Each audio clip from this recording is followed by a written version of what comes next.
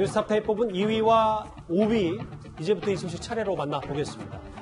이 거짓말을 한 사실과 여당과 탄핵 거래를 했다는 의혹까지 불거지면서 사퇴 압박이 커지고 있는 김명수 대법원장인데요. 이번에는 코드 인사 논란까지 번지고 있습니다. 그런데 예상보다는 법관 내부 분위기가 좀 조용합니다. 관련 과거 영상부터 먼저 만나보겠습니다. 특히 김명수 후보자는 지금까지 판결을 보면은 국민 정서와 배치되는 진보적인 판결을 여러 번 했습니다. 그래서 대법원의 대법원장으로서 법관 독립을 절대 이루지 못할 것이다. 그러니까 김명수 대법원장이 되면은 그야말로 피의 숙정이 또 일어날 것이다. 이렇게 생각합니다. 적어도 법관, 재판을 하는 사람의 입장에 그 사람의 정치적인 것은 보지 않고 그런 분류를 한다는 것은 적절하지 않은 것 같습니다. 특히 가입과 탈퇴가 그야말로 인터넷을 통하여 자유롭기 때문에 게다가 또 그만한 숫자의 사람들이 일정한 정당성을 가진다고 보기는 어려울 것 같습니다. 이 소식 풀어볼까요? 장혜차 변호사님. 제목 그대로인데 사실 사법부의 수장의 거짓 해명이라면 꽤 논란이 법관 내부 분위기, 판사들 내부에서 좀 분위기가 들끓을 수 있다라는 게 저희 밖에서 보는 예상이었는데 침묵하고 있다. 왜 그런지에 대해서 좀 나오는 얘기들이 좀 있습니까? 그러니까 사실 이 전국 법관 대표회의 같은 경우는 양승태 전 대법원장 사법농단 사태가 불거졌을 때는요, 굉장히 활발하게 움직였습니다. 대표회의를 소집해서 이 사건에 대해서 철저한 조사가 필요하다는 성명을 줄기차게 내놓기도 했었습니다. 그런데 유독 이번에 김명수 대법원장 관련해서는 거짓말을 한 것이 그게 본인의 말처럼 9개월 전의 만남이라 기억에 착오가 있었던 것이든 아니든 간에 어쨌든 국민 앞에서 대법원의 입장이 거짓으로 나간 것은 씻을 수 없는 어떤 명예의 실추이고요. 지금 사법부의 신뢰가 이 김명수 대법원장의 발언, 거짓 논란 때문에 바닥에 떨어져 있음에도 불구하고 이 전국 법관 대표회의가 열릴 계획도 없고 별도의 성명도 메시지도 내지 않는다는 것은 이 법관 대표회의부터가 앞에 대표라는 글자가 붙습니다만 김명수 대법원장 그리고 김명수 대법원장이 대표로 몸을 담았던 우리법 연구회, 우리법 인권연구회 등 이른바 진보 성향의 판사 성향들로부터 장악된 것이 아니냐는 그러한 의혹의 눈길을 받을 수밖에 없는 것이고 정말 이 전국 법관 대표회의가 특정 정파, 보수적 성향의 판사, 진보적 성향의 판사를 대표하는 것이 아니라 우리나라 사법부의 독립과 존엄성을 대표하는 기구라면 이 사태에 대해서 전말은 무엇이고 진실은 무엇인지 조사를 촉구하는 그런 메시지를 내거나 아니면 최소한 자리를 가져서 이 문제에 대해서 우리가 법관들을 대표해서 어떤 메시지를 낼 것인가 말 것인가 회의 정도는 해야 된다고 보거든요.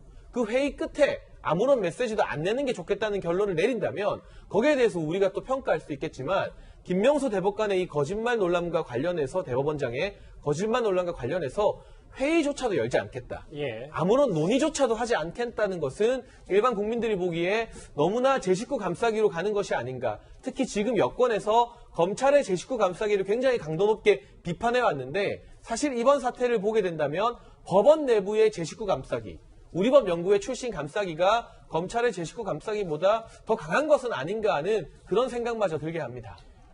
뭐 법관회의야 그럴 수 있다고 하는데 근데 지금 일부 판사들이 또 언론 보도를 통해 주장하는 건 김태현 변호사님. 김명수 대법원장이 사법농단에 연루된 판사들은 불이익을 주겠다라고 했고 우리법 인권법 판사들은 요직에 중용했다. 설사 이게 사실은 아니겠지만 이 자체를 봤을 땐 이렇게 편이 나눠져 있다는 것도 지금 사법부의 불행이 아닌가 싶기도 하고 여러 가지 생각이 좀 드는데. 그러니까 사실은 검찰 인사는요. 그러니까 예전에 보면 검찰 인사는 조금 정치 바람을 탄다는 얘기를 항상 있어요. 소속에 항상 있는 얘기예요. 그러니까 정권의 성향에 따라서 좀 지역이 동일하다든지 고등학교 선후배가 있다는 데서 발탁 인사도 많고 검찰 인사는 사실은 그런 것들이 좀 있었거든요. 정치 바람을 타는. 그런데 법원 인사는 사실은 좀 공정하다고 그동안 해왔던 게 뭐냐면 이게 꼭 좋은 건 아닌데 법원 인사는요. 예전엔 그런 얘기 있었습니다.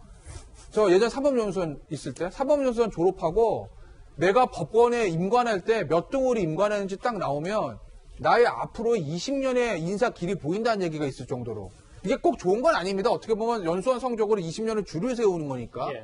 그러니까 이게 꼭 바람직한 건 아닌데 그 얘기는 정치 바람 안 탄다는 얘기거든요. 그렇네요.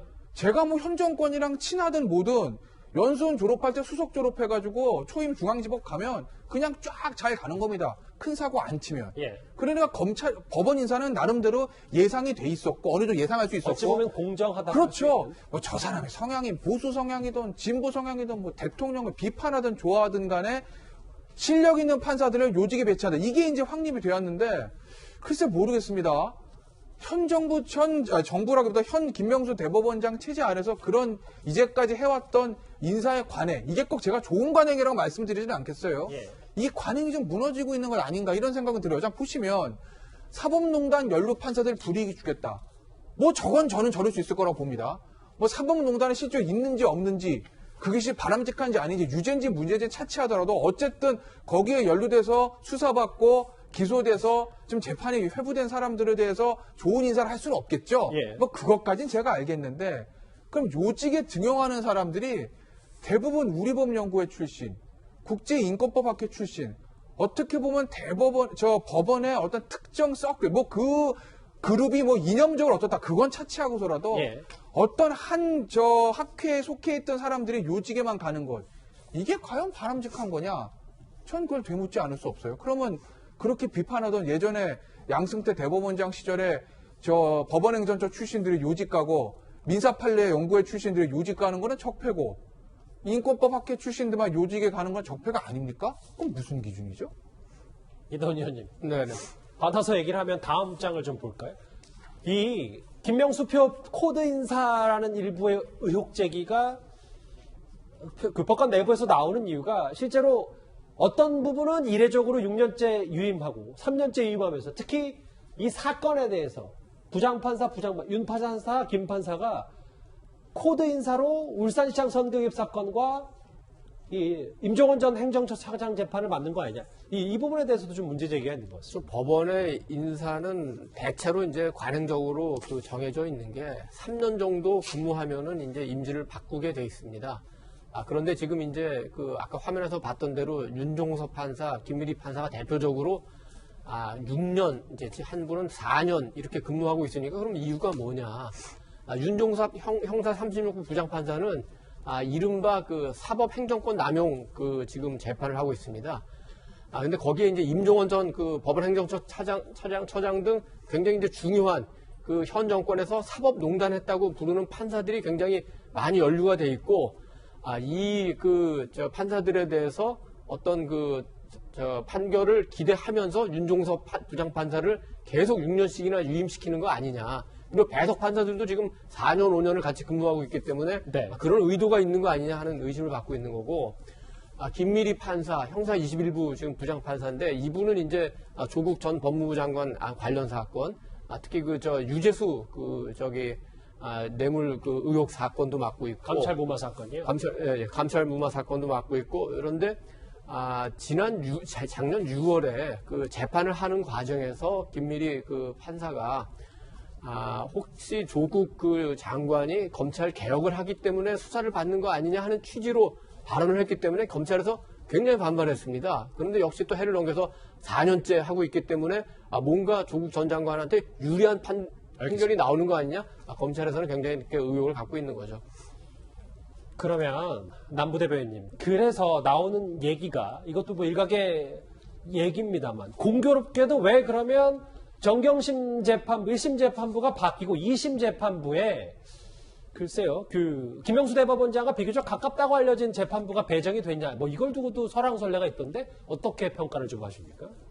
저는 이런 논란 자체가 우리 국민들이 말하는 뭐 검찰개혁, 사법개혁 이런 부분에 해당된다고 봐지는데요. 저희가 언제부터 이렇게 사법부 내 인사까지 얘기들이 됐는지 저렇게 말씀한다고 시작하면 예. 임정엽, 김선희 부장판사는 이전에 양승태 대법원장의 또 라인이다 뭐 이런 얘기까지 또 들어가기도 합니다. 아하. 그런 얘기들은 제가 볼 때 온당하지 않고요. 어찌됐든 저는 지금 사법부의 독립을 원하는 우리 국민들의 입장에서 볼 때는 양형 기준을 정하는 양형위원회나 또 내지는 국민 참여 재판이 더 늘어서 사실은 사법부는 재판 결과로 평가를 받아야 되는 것이 아닌가 그런 생각이 듭니다. 알겠습니다. 예. 그런데 이제 우리가 아까 얘기했던 뭐 윤종섭 판사, 김미리 판사 이런 분들이 요직에 배치되고 바뀌지 않는 거에 대해서 어떤 이제 의혹을 제기하는 거는 해석의 영역이고 분석의 영역일 수 있지만 실제로 수치로 증명되는 부분도 있습니다.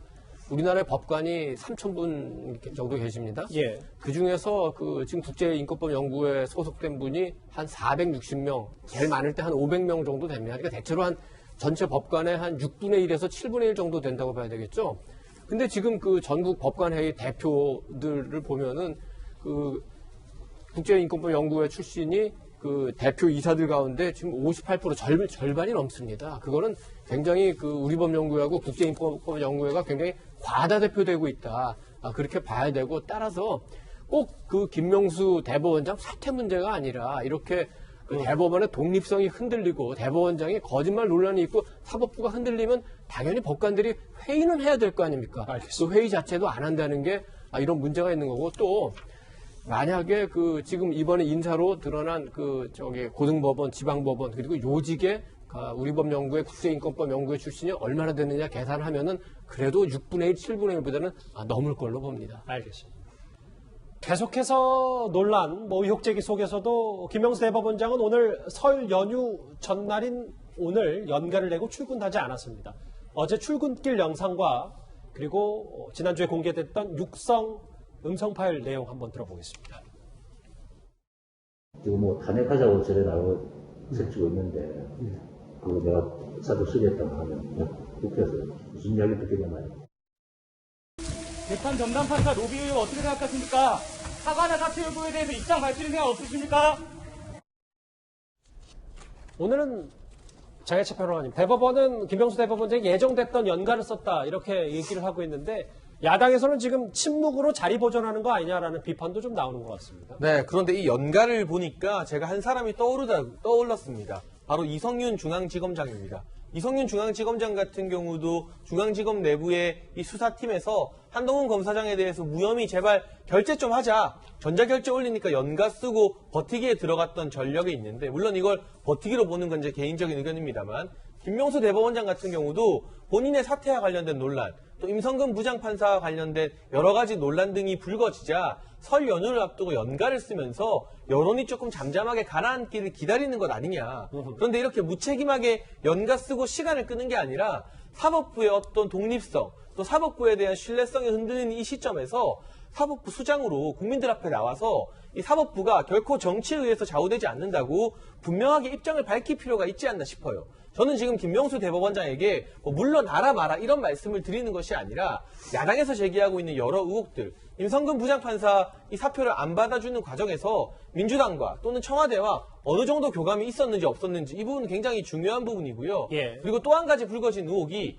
본인이 이제 대법원장 지명받아서 인사청문회 통과해야 될 시점에 임성근 부장판사를 비롯한 일부 판사들에게 정치인들에게 좀 잘 부탁한다는 말을 해달라는 일종의 그런 청탁을 했다는 의혹도 불거졌습니다. 이게 사실이라면 또 대단히 심각한 문제인데 이러한 주요 의혹들에 대해서 본인이 직접 나와서 국민들에게 이건 사실이 아니고 이런 부분은 조금 미흡했다 설명을 하고 결코 사법부가 정치에 의해서 좌우되지 않겠다는 똑부러진 말씀을 많은 국민들이 듣고 싶은 겁니다. 그런데 아무런 설명 없이 출근 퇴근하는 길에 잠깐 해당 부분에 대해서 기억이 잘못돼서 사과한다. 이런 애매모호한 입장 발표만 하고 아무런 발표가 없는 것은 사법부의 수장으로서 지나치게 책임을 회피하는 그런 태도가 아닌가 싶어 많이 아쉬움이 느껴집니다. 예. 지금부터 영상 하나를 볼 텐데요. 지난주 금요일에 야당 의원들이 직접 김명수 대법원장의 대법원을 찾아서 항의 방문을 했었습니다. 입구에서 제지를 당한 적이 있었는데 그 영상 저희가 한번 준비를 했습니다. 대법원장이 법사위원들하고 면담을 거절한다. 부끄러운 건 안다.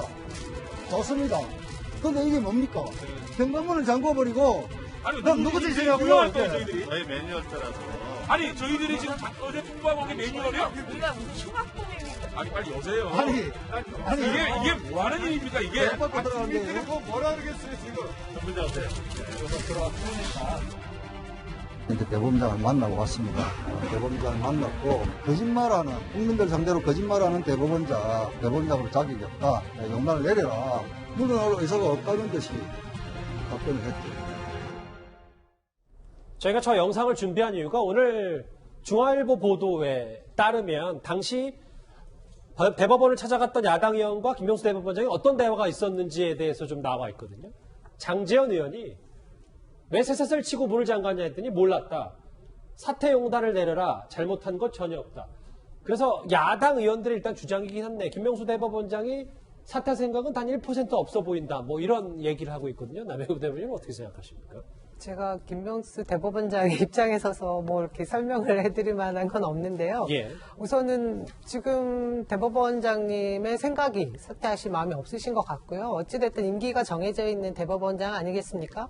지난번 그 녹취 부분 때문에 이전에 했던 발언과 다르게 이제 말씀하신 게 이제 거짓이 돼서 사실 뭐 부적절했다고 생각합니다. 저도 그 부분에 있어서는. 하지만 그때 그 임성건 부장판사와 사표 수리하는 문제에 있어서 설명을 하셨던 부분은 그렇게 제가 볼 때 부당하거나 잘못되어 있지 않았던 부분이라고 생각이 들거든요. 충분히 대법원장의 입장에서 사적인 관계에서도 할 수 있는 말을 했는데 예. 한 40여 분 되는 그 대화 속에 1분 정도의 녹취, 그 임성근 부장판사가 필요한 부분만 지금 외부로 이렇게 알려지게 되면서 좀 문제가 된 것이긴 한데요. 어찌됐든 김명수 대법원장은 사퇴하실 생각이 없는 것이라고 표현을 하셨으니 예. 좀 지켜볼 수밖에 없죠. 그리고 뭐 잘못한 게 없다고 생각하시는 것 같습니다. 부적절한 부분이 일부 있더라도 이거는 임기가 보장된 대법원장이기 네. 때문에. 김 변호사님. 네. 일단 그 여러 야당 의원들의 얘기에는 뭐 코드 인사에만 어느 정도 반응을 했고 그리고 사퇴는 1% 생각도 없어 보인다 이런 얘기를 했는데 야당에서 계속 공세를 퍼붓고 있고 실제로 보니까 17일에 법사위에서 대법원 관련 질의응답이 있는데 여기에 좀 나오라고 하거든요. 김명수 대법원장 근데 출석할 의사는 있는 겁니까? 그 모르죠, 뭐 저도.